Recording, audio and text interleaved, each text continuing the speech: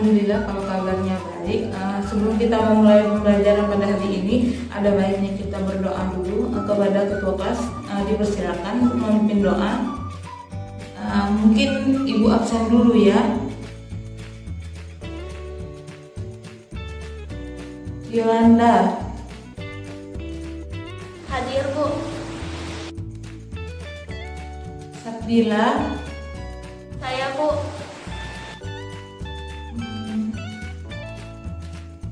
Abdullah. Izin, Bu.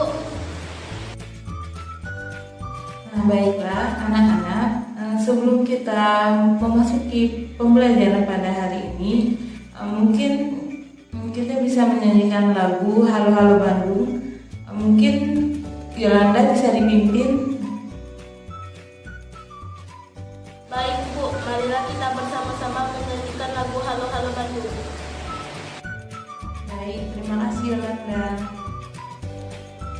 Baiklah anak-anak, sebelum kita melanjutkan materi yang berikutnya, ada baiknya kita sedikit mengulang materi pertemuan pada minggu lalu. Apakah dari anak-anak ada yang masih mengingat materi apakah yang kita bahas pada minggu yang lalu? Saya, Bu. Minggu lalu kita belajar tentang perlawanan rakyat. Iya, benar sekali. Minggu kemarin kita sudah membahas materi tentang perang melawan kolonialisme, yaitu perlawanan di Banten. Nah, pada pertemuan minggu ini kita akan melanjutkan pembahasan dari minggu kemarin, tetapi kali ini kita akan membahas materi tentang perlawanan Goa atau perlawanan rakyat Goa terhadap VOC. Nah, baiklah, pada kesempatan kali ini Ibu ingin bertanya, apakah anak-anak ada yang sudah membaca atau mengetahui tentang perlawanan rakyat Goa terhadap VOC ini? Nah, baiklah anak-anak, sebelum kita masuk ke materi inti, ada baiknya Ibu menjelaskan sedikit mengenai kompetensi dasar dan indikator pencapaian kompetensi dari materi ini. Nah, dapat anak-anak lihat seperti yang tercantum. Pertama, kompetensi dasar itu di sini ada dua. Yang pertama, menganalisis strategi perang melawan keserakahan kongsi dagang atau VOC, khususnya perlawanan Goa atau Makassar pada abad ke-16 sampai abad ke-18. Untuk indikator pencapaian kompetensi dasar ini, yang pertama itu ada menganalisis latar belakang perlawanan rakyat Goa terhadap VOC, dan yang kedua itu ada menguraikan jalannya perlawanan rakyat Goa terhadap VOC. Nah, untuk KD yang kedua itu ada mengelola informasi tentang strategi perang melawan keserakahan kongsi dagang VOC, khususnya perlawanan Goa atau Makassar pada abad ke-16 sampai ke-18, dan menyajikannya dalam bentuk cerita sejarah. Untuk indikator pencapaian kompetensinya itu di sini kalian membuat review mengenai akhir perlawanan rakyat Goa terhadap VOC dalam bentuk infografis, bisa menggunakan media Canva atau media yang lainnya.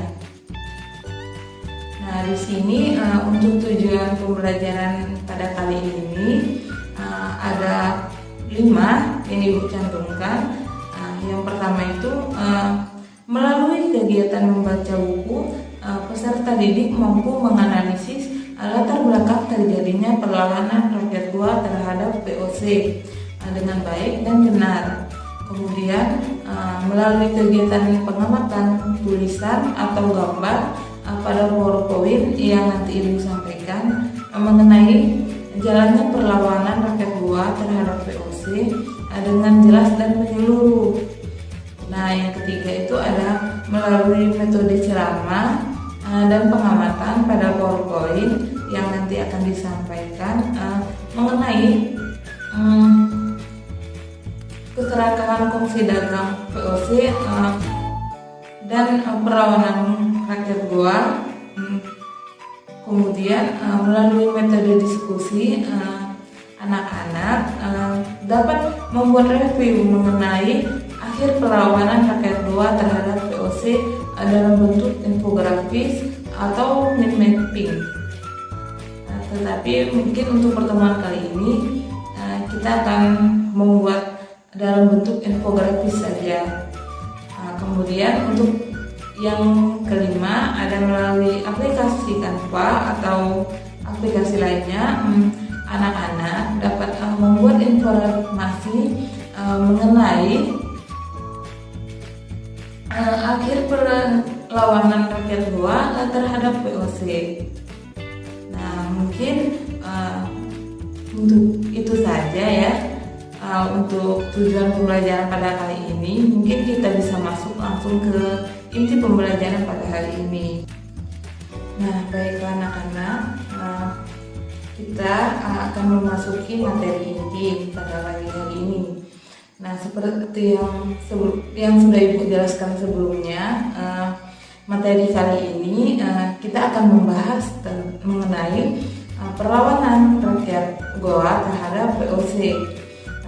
Di mana di sini di PowerPoint yang telah Ibu buat, Ibu telah mencantumkan 3 rumusan masalah.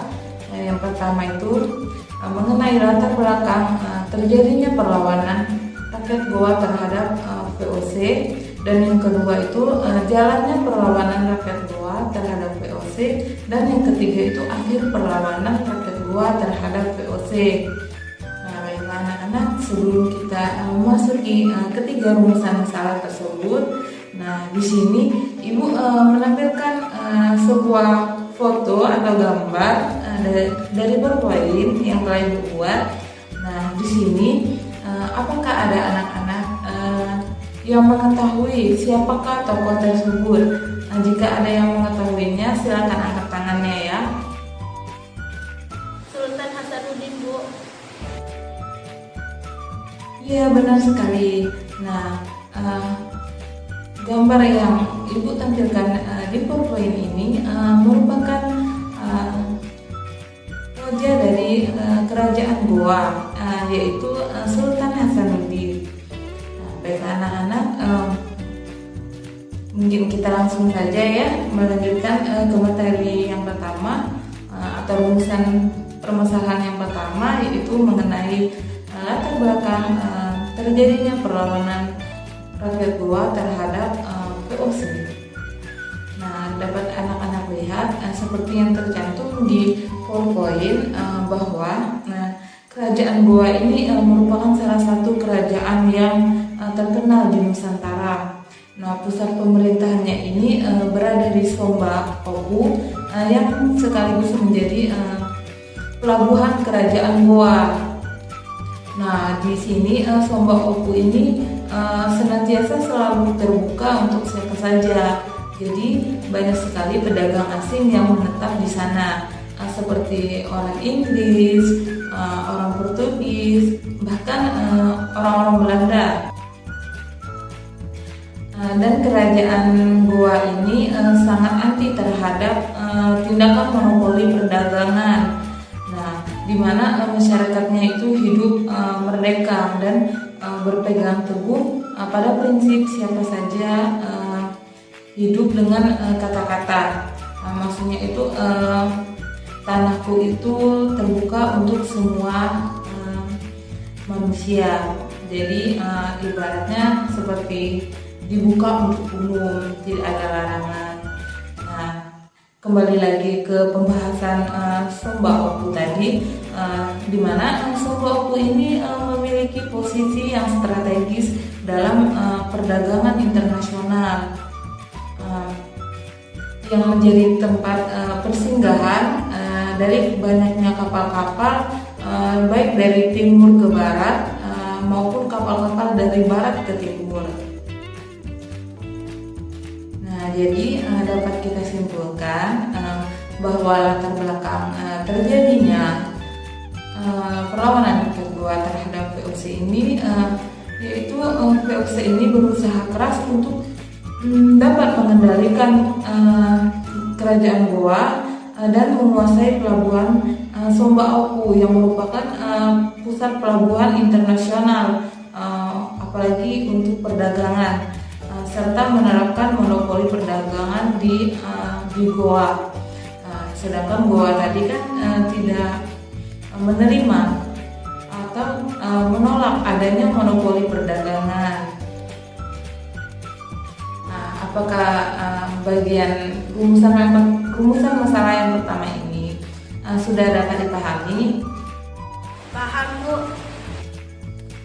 Baiklah anak-anak, kita akan melanjutkan pembahasan untuk rumusan masalah yang kedua, yaitu mengenai jalannya perlawanan rakyat Goa terhadap VOC.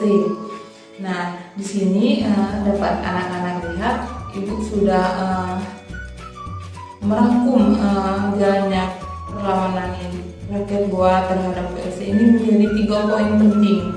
Di mana yang pertama, pemimpin perlawanan yaitu Raja Goa atau Sultan Hasanuddin.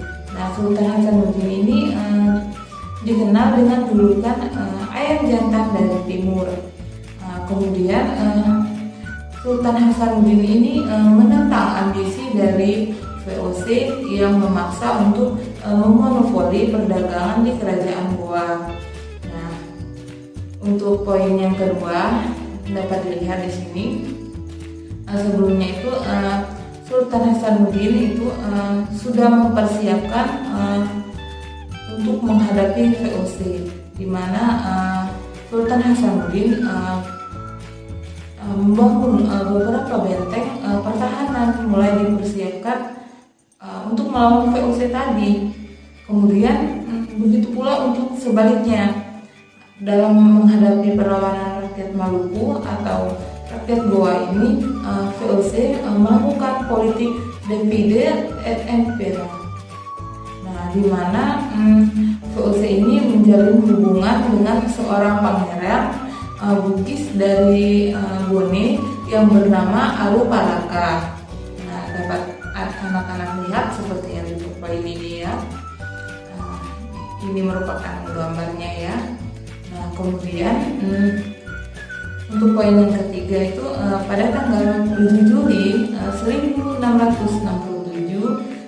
meletuslah perang Goa ini, di mana VOC dipimpin oleh Cornelis Janszoon Spelman, yang diperkuat dengan oleh pengikutnya itu Arupalaka tadi. Nah, mungkin untuk lebih jelasnya anak-anak bisa membacanya di buku. Kalau untuk yang untuk jalannya perlawanannya ini ya, Ibu hanya menjelaskan poin-poin pentingnya saja. Nah, Ibu lanjutkan untuk yang rumusan yang terakhir, yaitu akhir perlawanan dari rakyat Goa terhadap VOC. Nah, di sini yang pertama itu VOC itu berhasil ternyata mendesak pasukan dari Raja Goa tersebut atau Sultan Hasanuddin. Nah, benteng pertahanan tentara Goa ini di Barembang dapat diduduki oleh pasukan Arupalaka. Hal ini menandai kemenangan pihak VOC atas kerajaan Goa. Kemudian Sultan Hasanuddin dipaksa untuk menandatangani perjanjian Bongaya pada tanggal 18 November tahun 1667 tadi. Nah, untuk isi perjanjian Bongaya tersebut dapat dilihat seperti yang ada di PowerPoint ini. Ada 3 ya. Untuk isi perjanjian Bongaya ini terdapat 3 poin penting. Yang pertama itu Goa harus mengakui hak monopoli VOC ya. Dan untuk yang kedua, semua orang Barat kecuali Belanda harus meninggalkan wilayah Goa. Dan yang terakhir itu Goa harus membayar biaya untuk perang. Nah, sedangkan Goa ini kan mengalami kekalahan dan juga pastinya biaya yang dikeluarkan tidak murah juga ya. Nah, tapi di sini Goa ini harus membayar biaya perang lagi untuk VOC. Jadi dapat disimpulkan perjanjian ini dapat merugikan kerajaan Goa ya. Nah, untuk yang berikutnya ini pada tahun 1668 Sultan Hasanuddin ini mencoba menggerakkan kekuatan rakyat untuk kembali melawan kesewenang-wenangan dari VOC ini. Nah, namun perlawanan ini itu segera dapat dipadamkan oleh VOC dan Sultan Hasanuddin ini akhirnya itu harus melaksanakan isi perjanjian Bongaya tersebut. Nah, benteng pertahanan rakyat Goa tadi jatuh dan diserahkan kepada VOC. Kemudian benteng ini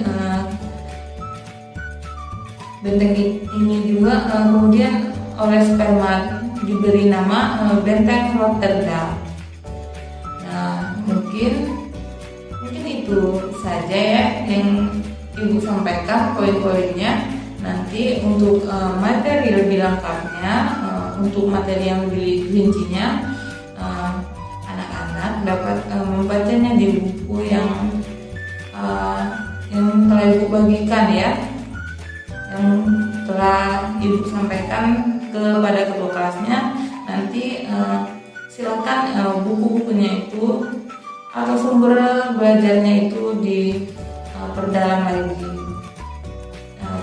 lagi untuk dipelajari di rumah ya, karena kalau di sekolah kemungkinan kita tidak bisa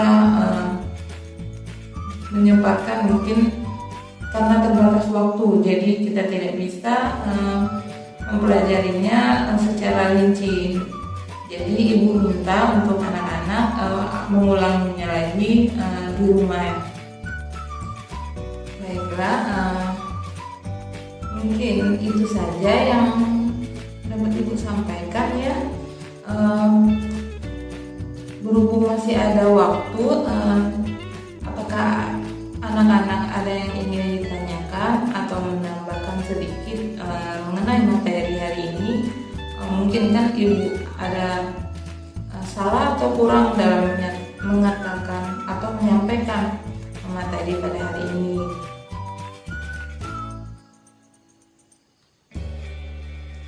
Baiklah, jika tidak ada, mungkin Ibu minta untuk anak-anak membagi kelompok menjadi 5 kelompok. Masing-masing kelompok itu beranggotakan 6 orang yang membahas mengenai perlawanan rakyat Goa ini terhadap VOC ya, dalam bentuk infografis atau poin-poinnya saja ya. Mungkin anak-anak nanti bisa membuatnya dengan Canva atau aplikasi yang lain. Untuk sekarang anak-anak dipersilakan untuk mencari kelompoknya atau membagi kelompoknya menjadi satu kelompok menjadi 6 orang. Kemudian silakan berdiskusi mengenai apa saja yang akan kalian tuangkan atau apa saja poin-poin penting yang akan kalian bahas untuk di infografis. Mungkin masih ada waktu ya. Di sini Ibu akan memberikan tugas mandiri untuk masing-masing individu ya. Di sini ada tugas mandiri, ada 2 soal. Ibu harap anak-anak dapat menjawabnya ya. Jawabannya ditulis di buku tulis tangan saja dan dikumpul kepada Ibu ya. kalau tugas mandirinya ini tidak selesai dikerjakan di sekolah, maka boleh dikerjakan di rumah dan dikumpulkan minggu depan beserta dengan tugas kelompoknya juga ya, mengenai infografis yang menggunakan Canva atau aplikasi lainnya. Mungkin pembelajaran kita pada pertemuan kali ini cukup sampai di sini saja. Kurang dan lebihnya Ibu minta maaf kepada Allah. Ibu mohon ampun. Ibu akhiri pelajaran hari ini. Wabillahi taufiq wal hidayah. Wassalamualaikum warahmatullahi wabarakatuh.